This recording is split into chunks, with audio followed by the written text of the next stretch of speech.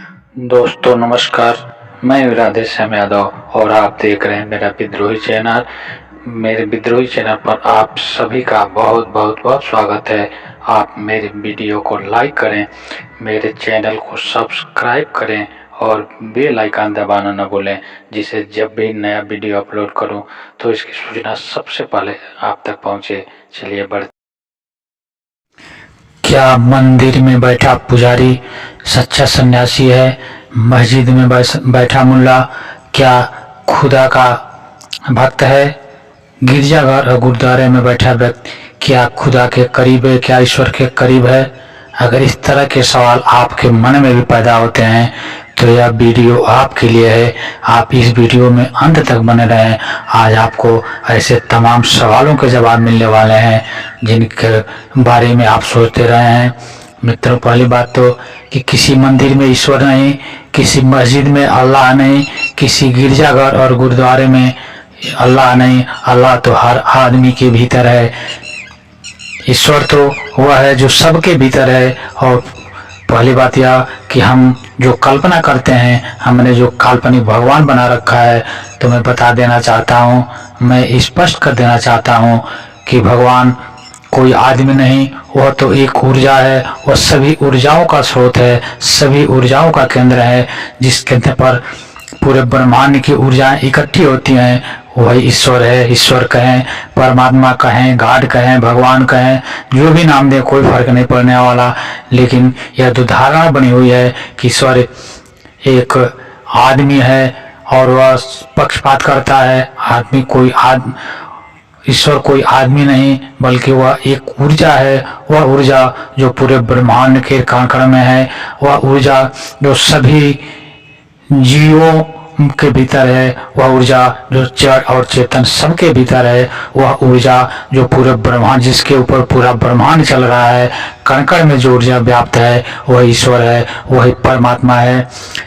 हम सोचते हैं कि मंदिर में बैठा पुजारी ईश्वर के काफी करीब होता है, लेकिन यह एक भ्रम है, क्योंकि मंदिर में बैठा पुजारी के भीतर भी वही विचार चलते हैं जो एक साधारण सन्यासी के, जो साधारण गृहस्थ के भीतर चलता है।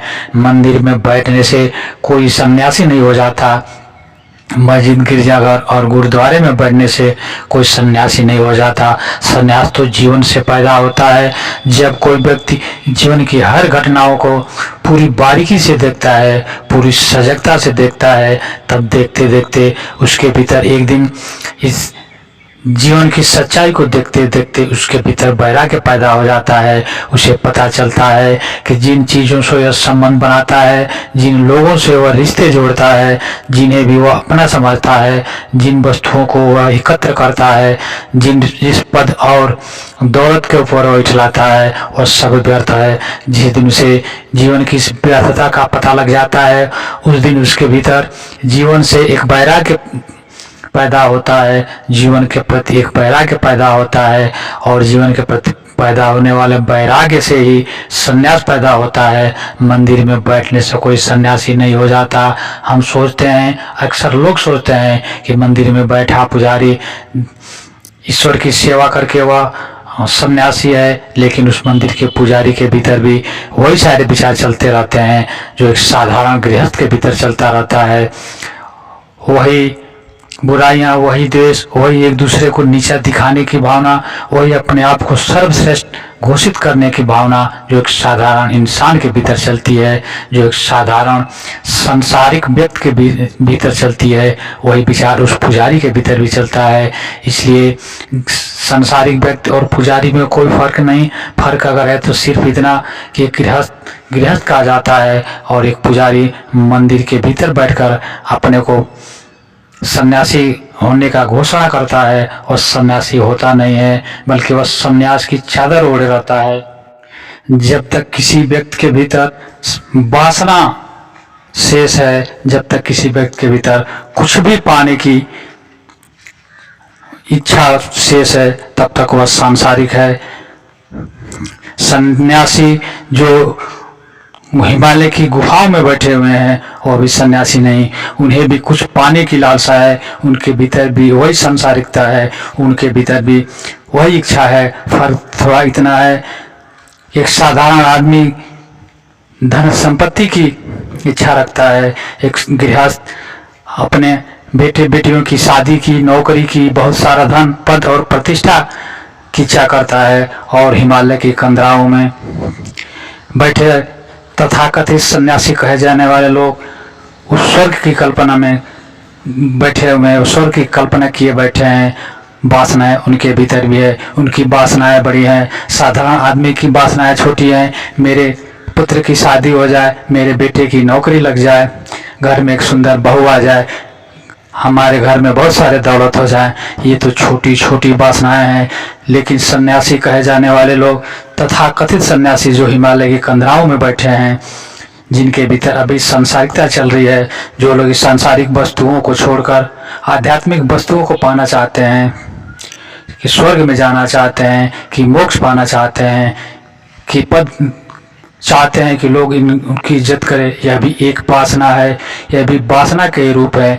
वासना के कई सारे रूप होते हैं, लेकिन वे भी सन्यासी नहीं हैं। उनके भीतर भी कुछ पाने की लालसा है। फर्क इतना है कि गृहस्थ आदमी के पाने की चीज़ें छोटी हैं, वह सांसारिक चीज़ें पाना चाहता है, लेकिन तथाकथित सन्यासी स्वर्ग पाना चाहते हैं, स्वर्ग के सुख पाना चाहते हैं, लेकिन फिर भी पाना ही चाहते हैं, इसलिए वे भी सन्यासी नहीं हैं। सन्यासी तो वह है जिसके भीतर कुछ भी पाने की इच्छा शेष न रहे, जो हर चीज़ की व्यर्थता को समझ जाए, वह सन्यासी है। इसलिए मंदिर, मस्जिद, गिरजाघर, गुरुद्वारे में बैठा व्यक्ति ईश्वर के करीब नहीं होता, वह सन्यासी नहीं होता। उसने एक सन्यासी होने की चादर ओढ़ रखी है, अपने आप को सन्यासी घोषित कर रखा है। कभी कभी जुगों बाद कभी एक मंदिर में बैठा पुजारी सन्यास्त हो जाता है, उसके भीतर सन्यास जागता है, लेकिन यह सबके भीतर नहीं होता, यह करोड़ों में किसी एक व्यक्ति के भीतर होता है। मित्रों, आप मेरे इस वीडियो को लाइक करें, मेरे विद्रोही चैनल को सब्सक्राइब करें, और ऐसे वीडियो देखने के लिए आप बने रहें मेरे विद्रोही चैनल पर। मिलते हैं अगले वीडियो में एक नए विषय के साथ। तब तक के लिए नमस्कार, जय हिंद, जय भारत, वंदे मातरम।